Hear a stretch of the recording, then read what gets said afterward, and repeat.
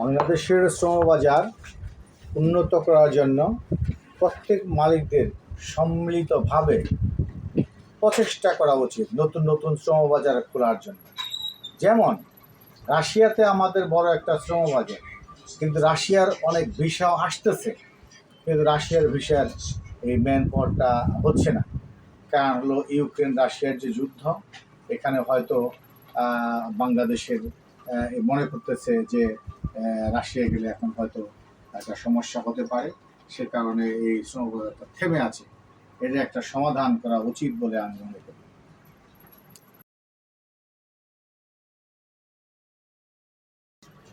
সমস্যা হলো যে এটা বাংলাদেশ এম্বাসির অ্যাটাস্টেড ছাড়া ম্যান পাওয়ার দিচ্ছে না রাশিয়া। কিন্তু এখন তো রাশিয়া অনেক বড় দেশ, সেখান থেকে বাংলাদেশ এম্বাসি থেকে অ্যাটাস্টেড করে আনা তো শ্রমবাজারের পক্ষে অসম্ভব ব্যাপার। ভিসাগুলি না আসে ইন্ডিভিজুয়াল ভিসা, তার আত্মীয় স্বজন পাঠায়। এ কারণের জন্য এই ভিসাগুলিকে আমরা অ্যাটাস্টেড করে আনার সুযোগ হচ্ছে না। অতএব এই শ্রমবাজারটাকে রক্ষার জন্য আমার মনে হয় এই রাশিয়ার ম্যান পাওয়ারটা ছেড়ে দেওয়া উচিত বলে আমি মনে করি। ছাড়পত্র গ্রহণের জন্য সুযোগ দেওয়া উচিত, এখন ছাড়পত্রটা দিচ্ছে না।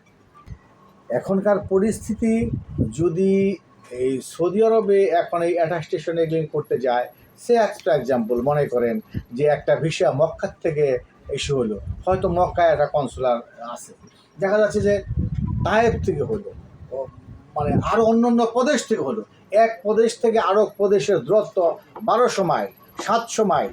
এখন দেখা যাচ্ছে যে ওই সমস্ত দূরত্ব ঘুষে এই সৌদি আরবের আপনার মালিকরা কখনোই বাংলাদেশ এম্বাসিতে ওই লেটার নিয়ে বা কোনো প্রতিনিধি পাঠিয়ে অ্যাটাস্টেড করতে চায় না যে আমরা তোমাদের দেশ থেকে লোকও নিচ্ছি, আবার তোমাদের এম্বাসিতে যায়নি, আমরা ধর্ণা দিয়ে খাই থাকবো এই 1200 মাইল দূরের থেকে, 700 মাইল দূরের থেকে, 800 মাইল দূরের থেকে।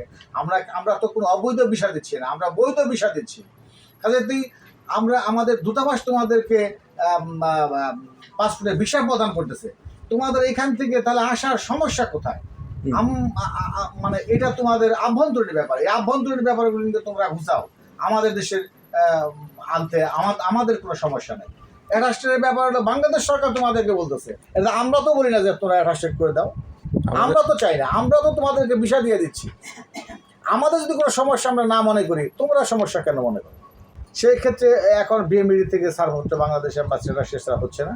এখন বলছে যে লাগবে, পাওয়ার ব্যাটারি লাগবে, কোম্পানির ডিমান্ড রুট লাগবে, এগুলো ছাড়া হবে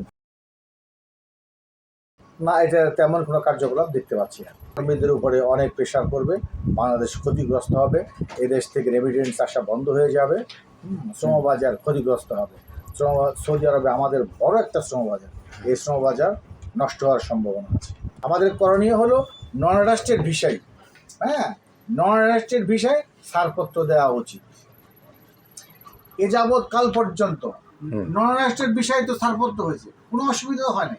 আর ভাত খাইতে গেলে তো 2-4টা ভাত পড়বেই, এটা তো স্বাভাবিক ব্যাপার, এটা অস্বাভাবিক কিছু না। আসন্ন নির্বাচন, মানে এখন স্বপন সাহেব একটা নির্বাচনী প্যানেল, আরেকটা প্যানেল কে করবে সেটা এখনও বলা যাচ্ছে না। তো দুটা প্যানেল হলে যদি সুন্দর একটা নির্বাচন হয়, এটা সবার জন্যই মঙ্গল। কিন্তু একতরফা কোনো নির্বাচন হলে সেটা আসলে কোনো নির্বাচনের মধ্যে মানে যদি আরেকটা প্যানেল না হয়, না হওয়ার কারণ তো বিভিন্ন রকম থাকে, টাকা পয়সার ব্যাপার থাকে। এরকম হলে তো মানে ভালো হবে, হাড্ডাহাড্ডি লড়াই হবে।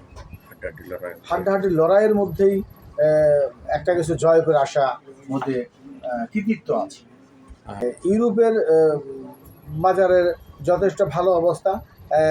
এখন বিএমইটি একটা উদ্যোগ নিয়েছে, সে উদ্যোগটাকে আমি অত্যন্ত মানে ভালো মনে করি এবং স্বাগত জানাই। যে প্যাসেঞ্জার হাজির হয়ে নন জুডিশিয়াল স্ট্যাম্পের মধ্যে 300 টাকার অনুদাননামা দিয়ে ইউরোপের সব ম্যান পাওয়ার হচ্ছে, তারপরে কাতারের ম্যান পাওয়ার হচ্ছে, ইউরোপ সব অন্যান্য দেশেরও ম্যান পাওয়ার হচ্ছে এই 300 ভাবে প্যাসেঞ্জার দিয়ে। কিন্তু সৌদি আরবেরটা হচ্ছে না, সৌদি আরবের ম্যান পাওয়ার হচ্ছে। ওভারঅল শ্রমবাজারের ভবিষ্যৎ ভালো। ইউরোপটাকে যদি আমরা আরও শক্তিশালী সুন্দর করে ধরি এবং ইউরোপের এই যে সমস্ত বিষয়গুলো আসতেছে সেটাতে আমরা যদি কোনো প্রতিবন্ধকতা না করি, সুন্দরভাবে আমরা যদি এটা ছাড়পত্র দিয়ে দেই, তাহলে মানুষ যায় উপকৃত হবে এবং অনেক রেমিটেন্স আসবে।